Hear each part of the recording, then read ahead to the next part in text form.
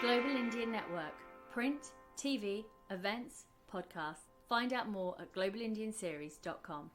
Welcome back to the Global Indian Podcast, home to the greatest conversations and the official platform for open and liberal minds. Because yes, let's face it, we are everywhere.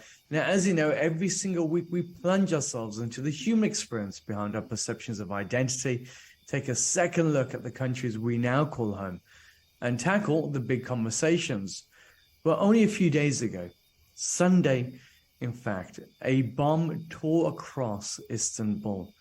It killed a young child, a 9-year-old, with her father, a teenager and her mother, and a young married couple. Monday morning, Turkey is back to normal. People are back in the streets. A woman's been arrested and over 46 others have joined her. And so now it opens up a deeper discussion piece, especially in a country that has strong ties with India and where you have a larger Indian community now calling itself home. Say, well, what does it now mean to be Turkish, especially in the back of these horrific incidences? To help me understand the situation on the ground, I'm joined by a dear friend of mine, a person who also listens into the show, Serbo. Interestingly, I met Serbo in Turkey only a few years ago, very close to where this incident took place. But before then, a quick note from our dear sponsors. If you want to find out more about the Global Indian series, by the way, well, it couldn't be easier. Simply come to the website, which is www.globalindianseries.com. There you can listen to this podcast and the entire repertoire of discussions so far. Hi, this is Damesh Shingala, co-founder of Novus. At Novus, we believe technology leads the way for a meaningful change. We are on a mission to change the way corporations, governments, and institutions interact with information. Same as the Global Indian podcast, help people transform for a better future.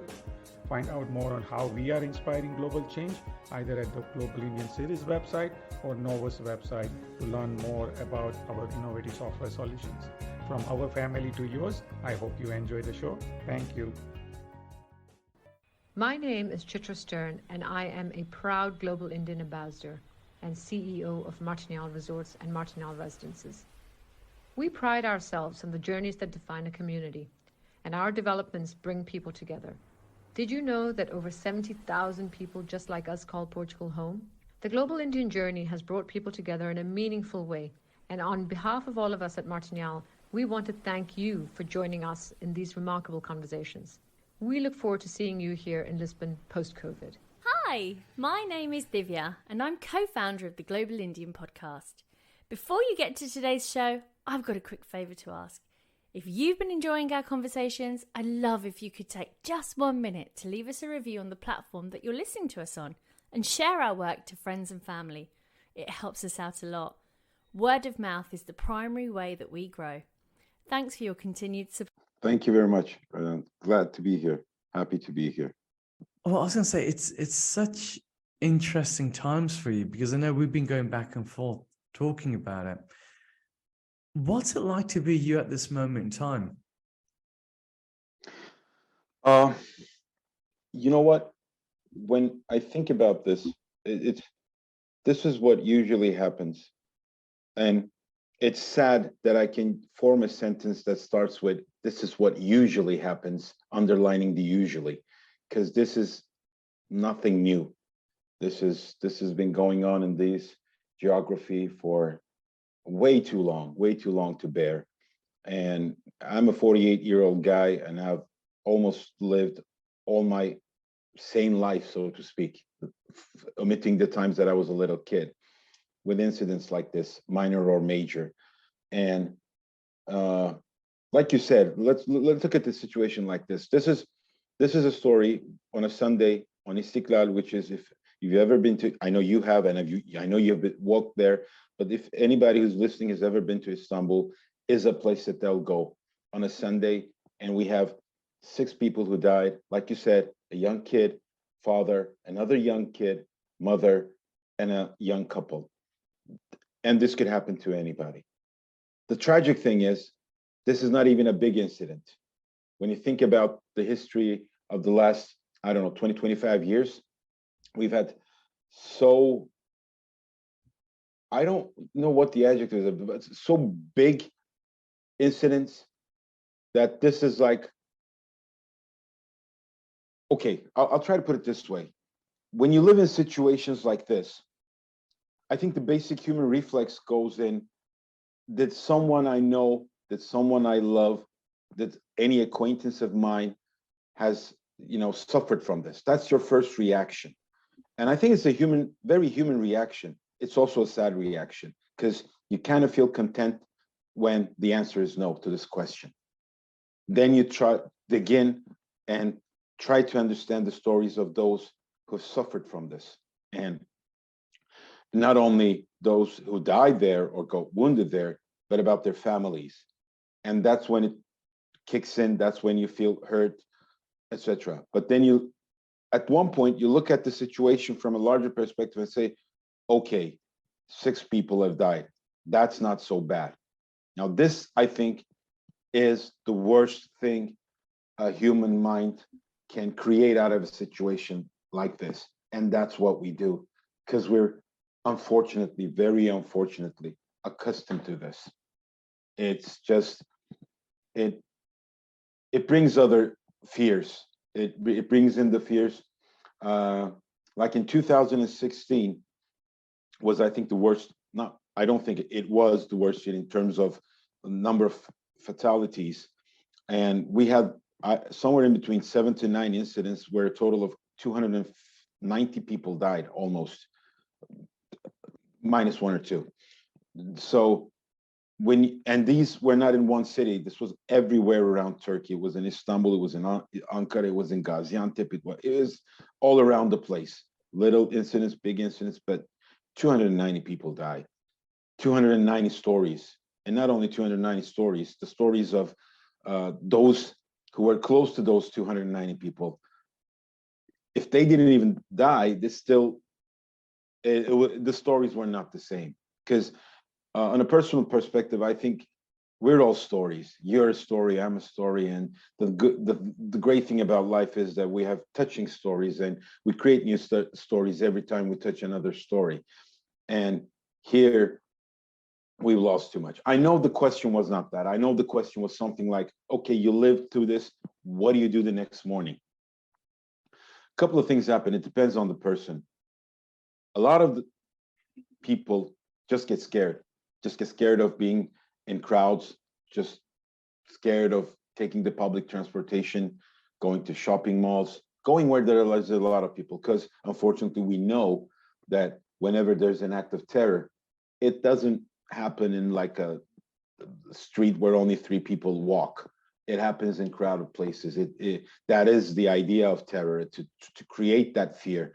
So some people do that, and they try to avoid it as much as possible, but you can't, because you're living and you have a job to do, or you have a kid you have to take to school, or the kid has to go to school. So life has to reproduce in that manner every single day. And for example,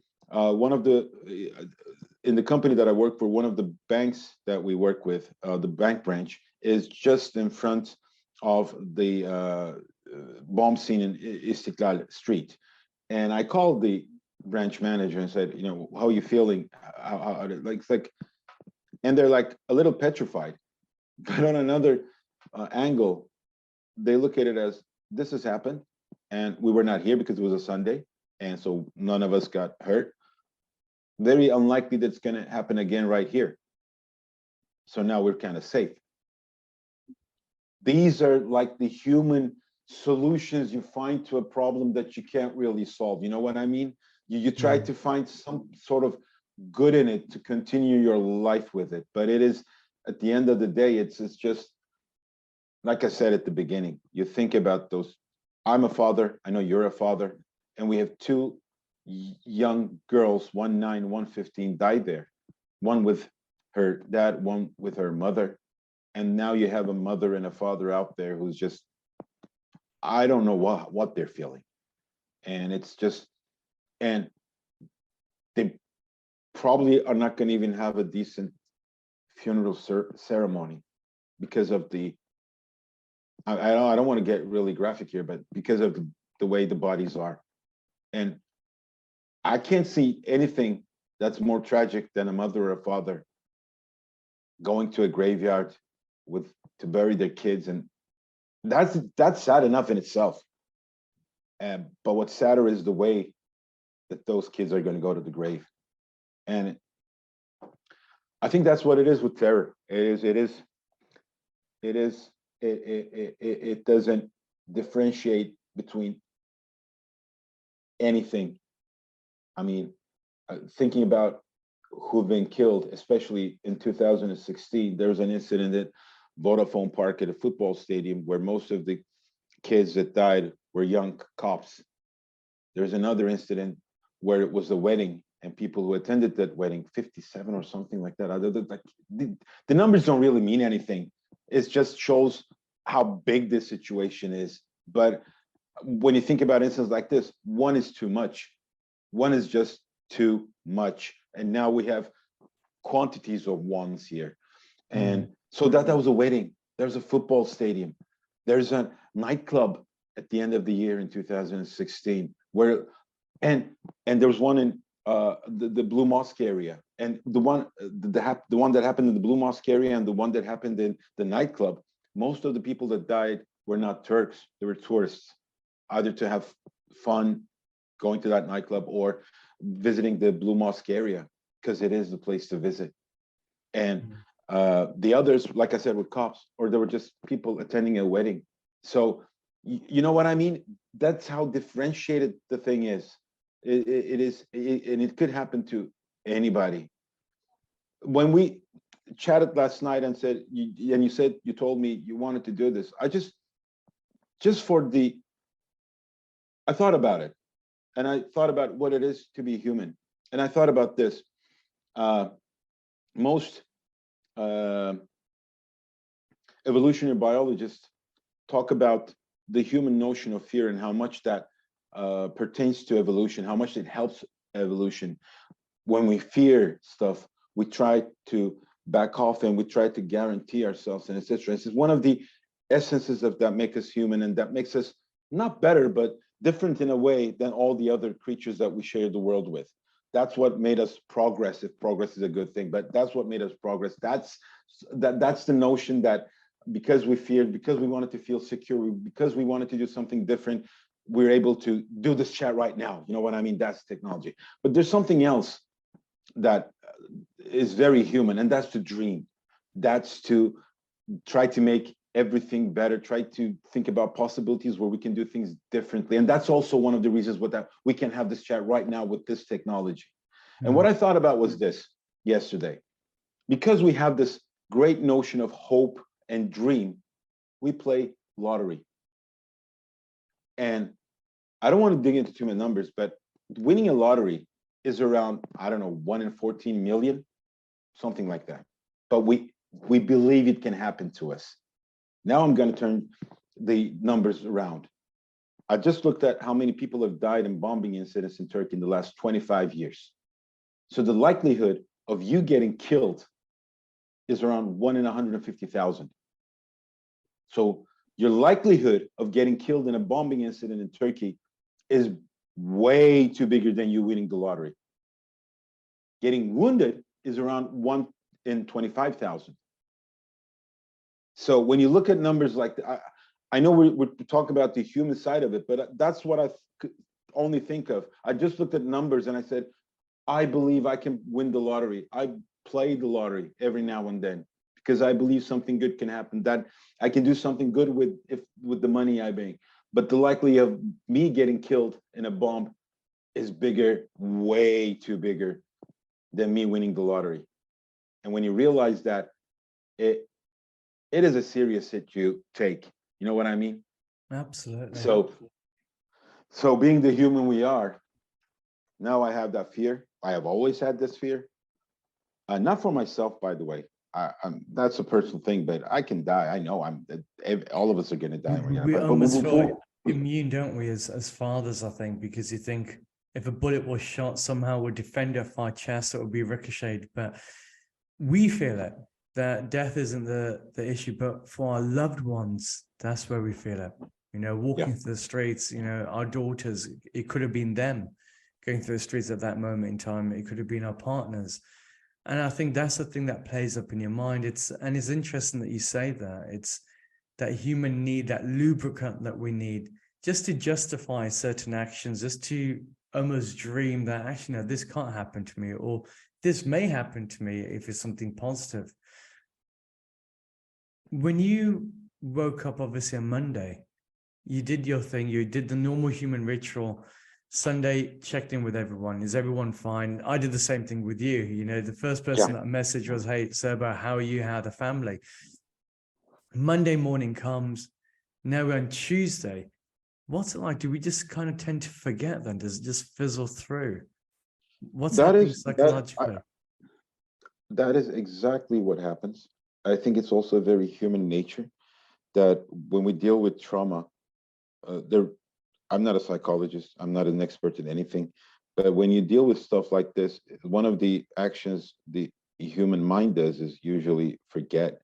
There are parts in our own personal history that we can't really remember well, and that's probably because it has some kind of trauma attached to it. Sometimes we remember more because of the trauma, but in other instances, we usually forget, especially if it is something that is kind of traumatic, but it happened to someone else. So I might not forget the day, I'm on a personal level, I will never forget the day my sister died. That's a different story. But just as an example, if it was your sister that died, I'd probably forget that day. You know what I mean? Yeah. That's the kind of attitude the human brain, I think, has to situations like this. And again, being human is being adaptive. So you adapt to the whatever that comes new. That's the only way to live. So what happens on Sunday? You, like you said, you feel sad. You check out on every friend you have, especially ones that could be around that area. I know I'm not always there. My mother knows I'm not always there. My aunt knows I'm not always there, but they call me just to check in to see them, and then they feel comfortable because I'm the person who should not be there. But once you're over that phase, the next day you start working.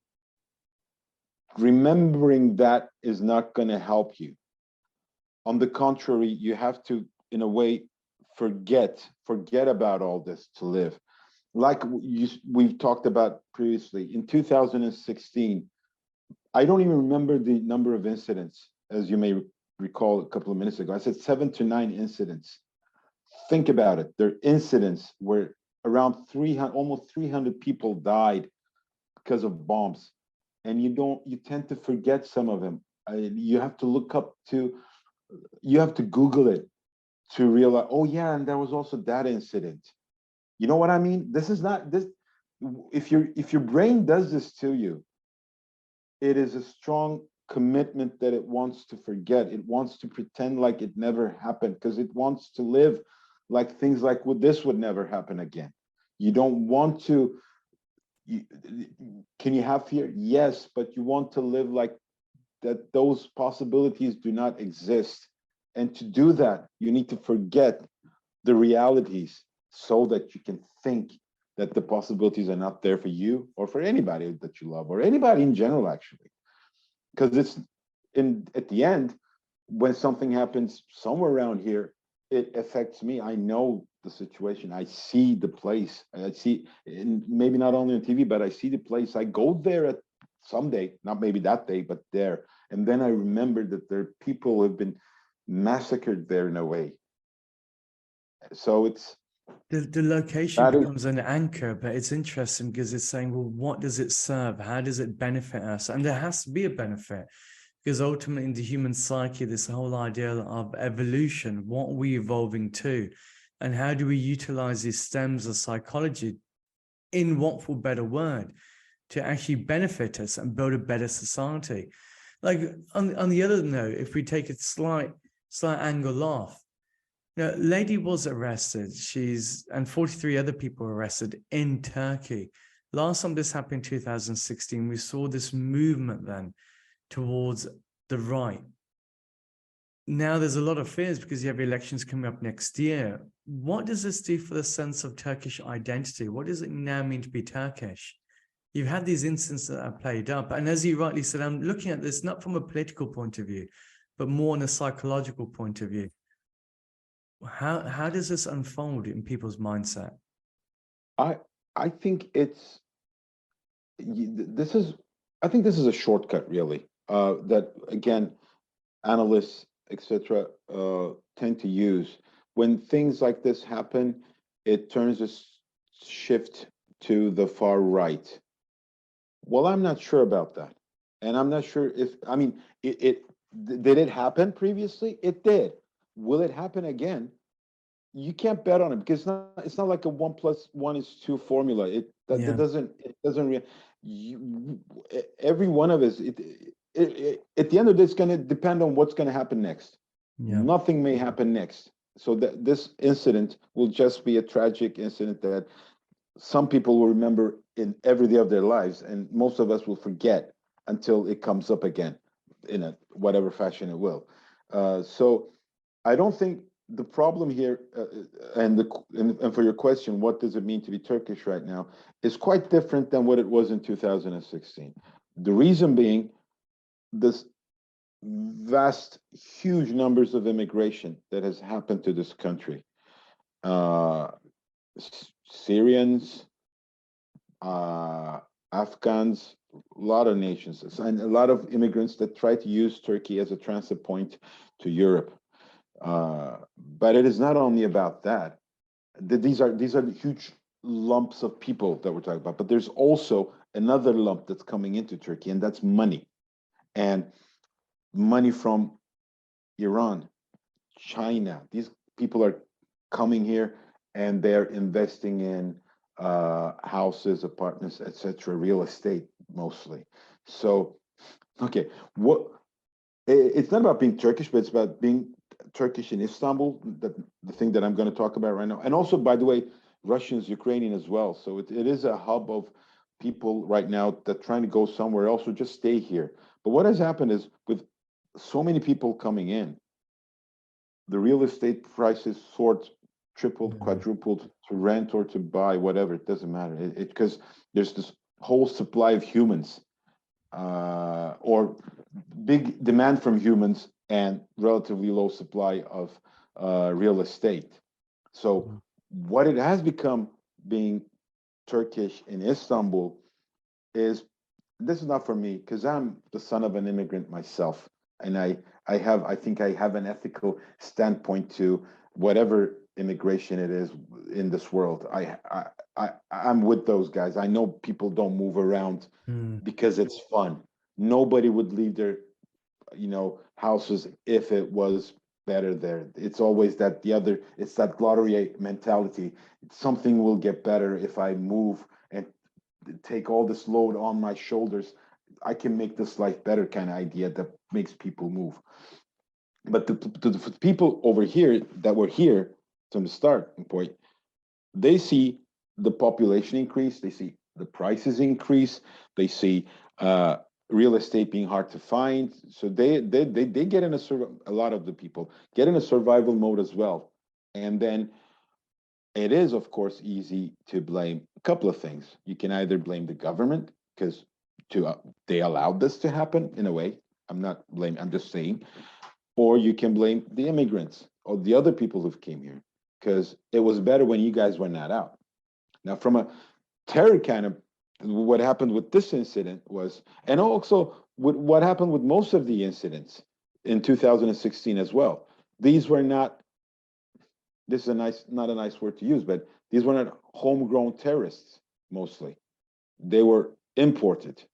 They came, one of them was from Central Asia, one of them was from Syria, so it's a different story. It's not, and not that it matters, by the way. Not that it matters, not that who that what, it's the who part or their identity matters. But from this point, when you think about it, you look at it and you say, okay, we have these borders where like everybody can come in, and there's so many, by the way, there's so many of them, it's easy to hide yourself among them as well. So when you look at a street and you see 100 immigrants, 99 of them could be the most decent guys on earth, just trying to make a living, trying to survive.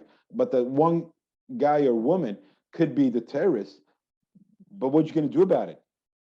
Well, you're going to, waste the whole 100, or just try to find out. How are you going to find that one? That's how that woman that did this incident, that terrorist that did this incident, she was working in a textile, not a factory, but a little, workshop. So she was working, she was there. It was so easy to camouflage. You know what I mean? Yeah. So now I think for most part in this country, especially in Istanbul and in other cities as well, but in Istanbul more predominantly, being Turkish has this question of really, okay, what's happening to this country? Why are so many people here? Why is everything messed up in this way, in terms of jobs, in terms of real estate, in terms of everything? And who are these people? Are these people here to hurt us? Or should we hurt them? Should we kick them out? Why are we keeping all these people? The war in Syria is, relatively, shouldn't they go back to their country? Questions like this. So I'm not the person who has the right to talk about being Turkish, because it's such a big, word. Being something is, and you can't speak for everybody. You can speak on your own behalf. And I'm trying to put myself away from it because I look at it from a different angle. And to me, the answer is you always become something, that nationhood that comes up mostly in times of tragedy. So when there's an earthquake, that's when you become a nation. You remember that you're part of something. Is a need to belong. And that happens mostly in tragedies. And unfortunately, very tragically, that happens a lot in Turkey. Terror, earthquakes, whatever. There's a mining accident that happened, I think, a month ago, where they're like, perhaps 50, 60 miners died. So that in instances like this, you remember that it's like we have this, not fate, but it looks like a fate that we're bound to tragedy in this geography. And that's what we have to deal with. It's like and it's almost a coping mechanism that you revert to, that sense of belonging, that there's other people that are going through this at the same time. And because we all feel the same way, I can then justify these emotions. I can then hold on to it almost like a mythical beast. And then that way, unitedly, hopefully we'll find a solution. We'll find solace in each other. But as you said, it's temporary, isn't it? Because it happens and we feel it and we're together, we're unison, and we can feel these emotions. And it's not an emotion of hatred. I think hatred comes up afterwards. It's an emotion of, we're here, and you're stopped and you're just shocked and you're in that, you're frozen statement. And then what happens gradually, you start to unfreeze. And as you start to thaw out, it's saying, well, the easiest part for me to do is just acknowledge it happened, but just continue, keep moving, keep having that experience. And that's where we are. Yeah. Rajan, exactly. This is what happens. The difference, I think, in being Turkish, and maybe, I don't know, in other parts of the world as well, perhaps being Palestinian is even worse. And then I'm not saying this is the worst country that this happens, but I know there are other places in the world that has more tragedy, etc. But and if you talk to people over there, they'll probably say the same thing. Because of the frequency it happens, the time span that it takes you from freezing to getting back in life again gets shorter and shorter and shorter. You know what I mean? Yeah. Because it happens a lot. So if this happened somewhere which is never known to have this kind of incidents, they would probably be shocked and could not get back to life for a couple of weeks. Maybe they would be thinking about it all the time. But over here, it has happened so many times before that you get thawed real fast and you're back in life the day after. And I wish it wasn't like that. I just wish it wasn't like that, but that is how it is. So, I think it's been fantastic having you on this morning. I know it's early on your side as well. There's never an easy way to take on these discussions, but I like the fact that it's always had and it's done without fear or favor. And it's having, again, looking at the human experience behind this. I know you're an author. I know that you've written some incredible books as well. I got a feeling that there's a book there somewhere having a look at this, because you've always delved into these, and I know every time we talk, it goes down these rabbit holes where it always comes into, well, what does that mean? How does that feel? How do we make sense of that? What does that feel, not to a nation, but what does it feel to an individual at that moment in time? For yours, that medium has been music. For example, the soundtracks in which define who we are, the way that technology has been used. And I think because you've been able to do that, especially within your profession, it allows you to have a deeper insight than most in some of the most complex parts, because you have the ability to step away and then look into it with almost a new set of eyes that has these multi-visions. That was my Jerry Springer moment there. Server, thank you very much. I can't take this much of a compliment, Rajan. I know for a fact that I'm just a guy who's trying to survive all this madness, and that's just I don't know. I know everything you said was very too nice about me. I wish I was that, but I'm not that. I just have to be honest and come clean about that as well. Yeah, I think that I think sometimes it's always hard to take a compliment, isn't it? It's but Seba, thank you very much for coming on. I do really appreciate it. Thank you, man. Thank you, You're Rajan. welcome. Thank you very much. What a fantastic conversation. I'm sure you agree. Our hearts go out to not just those in Turkey living through turmoil, but those sentient beings living right the way across the planet. We tend to forget that behind the big headlines, there's also families that are living incredibly tough existences. From here in the UK, through to India, Pakistan, through to countries within Africa. Right the way across the globe, as people, as human beings, man, we cause the greatest upsets to nature, the greatest upsets to each other, but we also have within us the ability to make a vital difference that can make a world of difference for all. Well, that was my Jerry Springer-like moment there. So until next week, I hope all remains well as we continue our journey around the world, plunging into the human experience behind our perceptions of identity and our 50 Shades of Brown discussions. Until then, I hope all remains well. Stay safe for now. Global Indian Network. Print, TV, events, podcasts. Find out more at globalindianseries.com.